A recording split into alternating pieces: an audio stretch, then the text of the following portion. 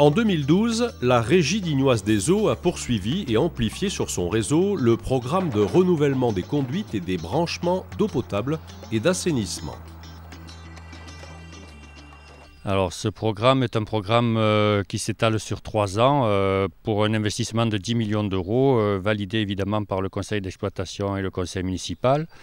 Et l'objectif de ce programme est d'améliorer la qualité de notre réseau, son taux de rendement notamment, puisqu'aujourd'hui nous perdons pratiquement la moitié de l'eau que nous prélevons.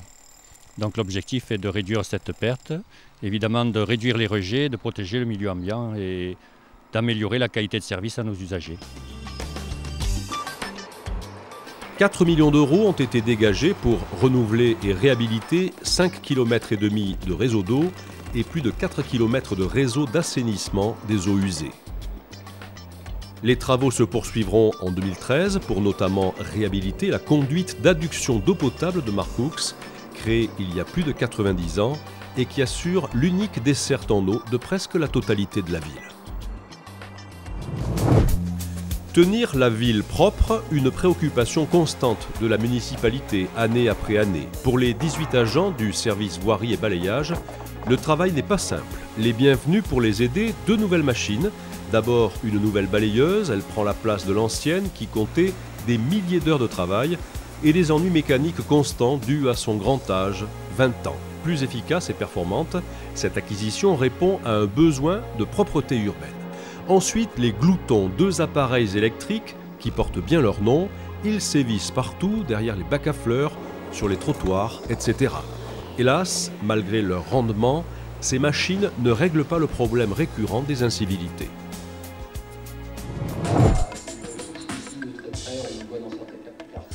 La démocratie participative, un enjeu majeur pour la municipalité qui fait vivre des lieux de concertation avec la population dans 15 quartiers de la ville. Le changement du compteur, c'est nous qui le faisons, c'est la régie qui le fera.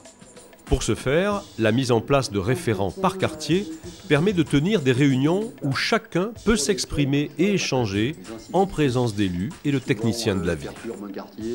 Chaque réunion permet de recenser toutes les demandes et ensuite nous les analysons et nous apportons des réponses, soit directement par exemple le fait de faire tel ou tel travaux, ou alors nous le programmons dans les années futures. Je pense que c'est un bon moment entre tous les citoyens d'échanger leurs idées, de pouvoir s'exprimer directement avec les élus et d'avoir peut-être une réponse immédiate. Mais c'est très bien, il faut continuer dans ce sens-là. Toujours dans un souci d'améliorer le cadre de vie des Dignoises et des Dignois, une délégation du Conseil des sages de la ville d'Arles a été conviée par le Conseil consultatif citoyen à une journée d'échange sur le thème de la démocratie participative. Chacun a pu exposer ses projets d'amélioration de la vie quotidienne des administrés et bénéficier des conseils de l'ensemble du groupe. C'est d'abord être à l'écoute. C'est être à l'écoute des problématiques, c'est être à l'écoute de la perception et du vécu des citoyens de la ville de Digne et ensuite d'essayer de transcrire, de rapporter ces problématiques de manière à essayer de les traiter et de faire des propositions aux municipalités pour améliorer la vie du citoyen dignois. Avant de partir, les sages arlésiens ont visité la crypte archéologique de Notre-Dame-du-Bourg et la dalle aux ammonites à la réserve géologique.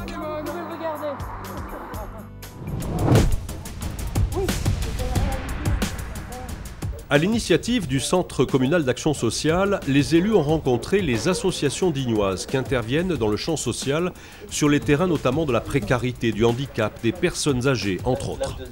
Un temps de travail et d'échange nécessaire à la définition des attentes concrètes des personnes les plus fragiles. On a pu s'exprimer échanger, communiquer et c'est la clé, c'est le maître mot pour arriver à quelque chose au niveau de notre commune et puis plus largement sur notre département. Le point commun, c'est d'aider les gens, oui, au mieux. Après, on peut toujours s'appuyer et dire c'est difficile d'aider les gens avec le contexte économique, avec les difficultés des différentes politiques. Maintenant, nous, au niveau local, on a un rôle à tenir, c'est d'aider les gens demain, les gens qui sont dans la galère vraiment. Donc voilà. Mais le plus qu'on a besoin, c'est de savoir ce que pensent les associations, ce que pensent les citoyens quand ils sont dans ces associations, bénévoles et autres, pour savoir les besoins exacts de la ville, les ressentis humains. C'est de ça qu'on a besoin en tant qu'élus pour essayer de répondre au mieux aux besoins de chacun.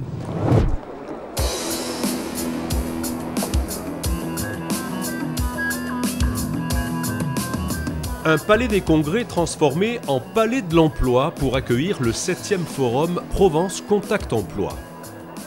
Une centaine de stands, 120 recruteurs, près de 5000 candidats et entrée libre et gratuite pour cette opération de mise en relation directe des candidats et des recruteurs. Oui, bien sûr, la ville de Digne nous met à disposition déjà son palais des congrès et sans le palais des congrès, je crois que la manifestation n'existerait pas.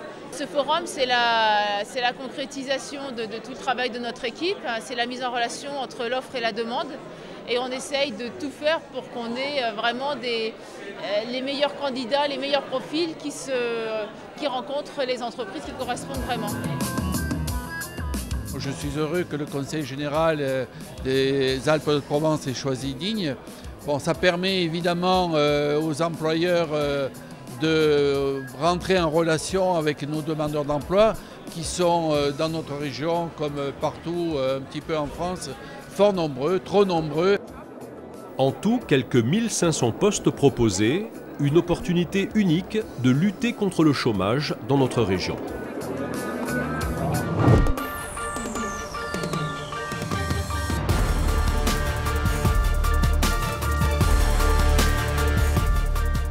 Mener une politique active de traitement de l'habitat indigne, un choix délibéré de la ville. Depuis octobre 2010, l'équipe de l'OPA-RU se tient à disposition des propriétaires privés qui souhaitent s'engager dans la rénovation de leurs biens.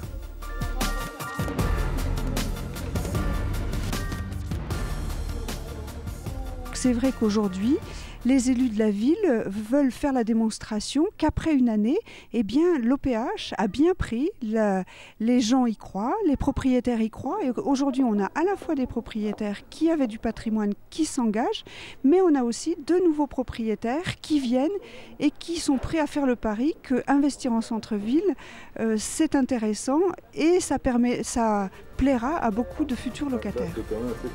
Une volonté pour les 4 ans à venir, sortir tous les logements de l'insalubrité et faire en sorte que tous soient dans un état décent. Après 1 an et demi de fonctionnement, le bilan de l'OPA-RU est positif. Des travaux subventionnés sur les parties communes de 2 immeubles, 17 logements destinés à être loués et 4 logements occupés par leurs propriétaires. À l'heure actuelle, une douzaine de dossiers sont en attente de validation. Les enfants qui mangent à la cantine Paul Martin sont de sortie. Un pique-nique spécial est organisé à la plateforme de compost du Jardin des Cerises. Alors ils sont venus pique-niquer pour savoir comment on trie, comment on composte et à quoi ça sert de composter. Ouais, bah c'est pas grave. Là on était au numéro 1, donc maintenant on va au numéro 2, d'accord? Oui, on va trier vos déchets, parce qu'il n'y a pas tout qui va dans les mêmes poubelles, d'accord? Il y a des choses qui vont pourrir. Tout ce qui va pourrir, on va mettre là dans le bac à compost. À la cantine scolaire, il y a cette idée qu'il faut que les enfants évitent de gaspiller.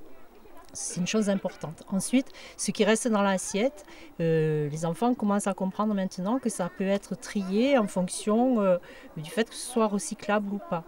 Donc ici, c'est intéressant puisque ça permet, la journée d'aujourd'hui permet aux enfants de voir à quoi sert l'effort qu'ils font sur le recyclage lié au compost.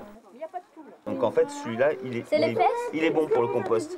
Les ordures ménagères, elles ne peuvent pas se mettre au compost. Et tout ce qui est nourriture, feuilles, papier, ça va au compost. Cette matinée a des vertus pédagogiques. Les enfants sensibilisés jeunes aux problématiques du tri et du respect de l'environnement auront des attitudes d'adultes responsables par la suite. Pauvre de toi, Voilà près de 20 ans que la Bléone n'avait plus fait l'objet d'un nettoyage d'une telle envergure dans sa traversée de ville. Dans le cadre de l'agenda 21 de la CC3V, en partenariat avec de nombreuses associations, plus de 80 citoyens ont retroussé leurs manches. On a trouvé beaucoup de canettes, notamment sous les terrains de sport, ce qui est un petit peu surprenant, non choquant. Et puis des bouts de plastique, des bouteilles, quelques déchets de chantier, un petit peu de ferraille. Quand on regarde comme ça avec un œil rapide, on a l'impression qu'il n'y a pas grand-chose. Ce matin, quand on est parti, je n'imaginais pas du tout qu'on allait en ramasser comme ça une dizaine de sacs à 6. L'objectif, c'était de faire prendre conscience aux habitants de la ville de l'importance de ce milieu naturel, de sa richesse et également de l'importance de garder ce milieu propre afin pour le plaisir de tous, puisque c'est un lieu de promenade important. Près de 8 km de promenade sont possibles le long de la Bléone. Et il est important aussi, je crois, de permettre à ce que cette Bléone redevienne une rivière propre, ce qui n'était pas le cas ces derniers jours. C'est nul de jeter des ordures comme ça, quoi. Il y a des poubelles, il y a tout ce qu'il faut pour jeter les ordures, il y a du tri sélectif, donc c'est dedans qu'il faut jeter, quoi. C'est pas dans la nature. Malheureusement, une récolte de déchets conséquente, des dizaines et des dizaines de kilos récupérés. Une opération à renouveler avec un objectif espéré, que les quantités baissent sensiblement d'année en année.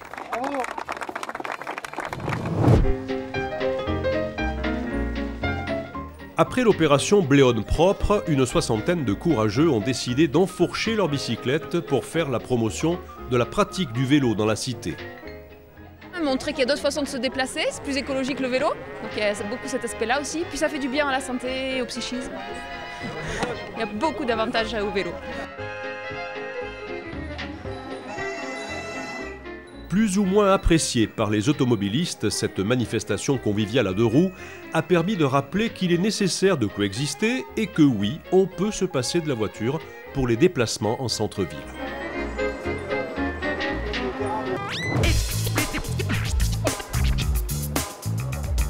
Créer une école municipale des sports, une idée qui a germé durant les Assises du sport 2011 et qui s'est concrétisée.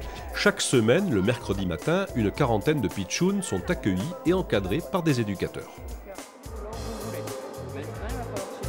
Au programme, une initiation à diverses activités athlétiques, gymniques, ainsi qu'à des jeux collectifs d'opposition et d'expression corporelle. Ils sont ravis de venir, ils sont ravis de pouvoir découvrir ces activités. Le personnel qui les encadre est très, très jovial. C'est un bon moment pour eux, je crois. Plutôt que de sensibiliser à un sport en particulier, l'objectif est de favoriser le développement moteur, la découverte de son corps et la socialisation de l'enfant. On essaie de proposer toutes ces activités de façon ludique et quand on fait ça sous forme de jeu, ça passe tout seul. Après, les parents, apparemment, on a que de bons retours, donc ça a l'air de... je pense que c'est le concept qui plaît et puis apparemment la forme a plu aussi.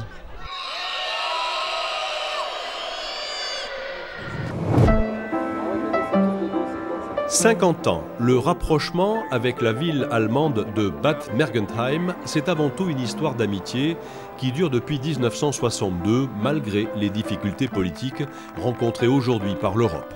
Le renouvellement du jumelage, un acte symbolique qui contribue au rayonnement et à l'ouverture des deux villes dans un esprit de paix et d'amitié.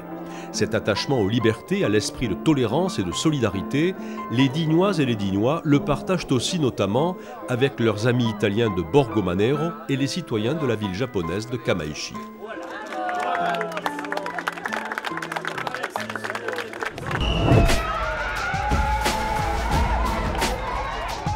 Tout le boulevard Gassendi est en fête. Pour cette deuxième édition, en partenariat avec les cafetiers et l'association Cœur de Ville, la municipalité propose en prélude aux prestations musicales du soir une course de garçons de café.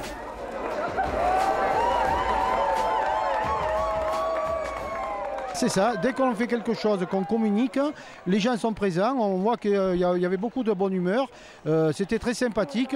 Moi je remercie vivement les cafés qui ont participé, ils ont pratiquement tous participé et tout ça dans une très bonne ambiance. Ah, c'est nos petits Champs-Élysées, mais on y tient beaucoup et c'est vrai qu'avec le temps qu'il fait, avec les ombrages et toutes ces terrasses ouvertes, c'est vraiment magnifique. C'est génial franchement, tous les ans.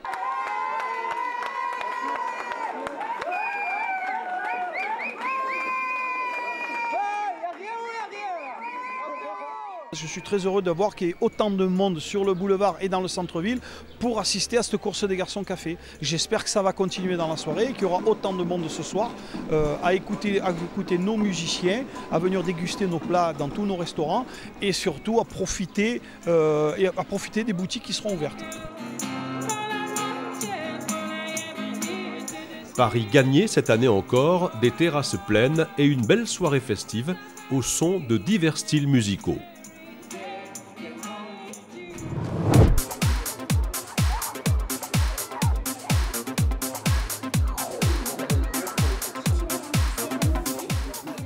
Un temps idéal pour ce 7e Beach Festival, 3 jours de sport et d'activités gratuites au plan d'eau des Féréoles.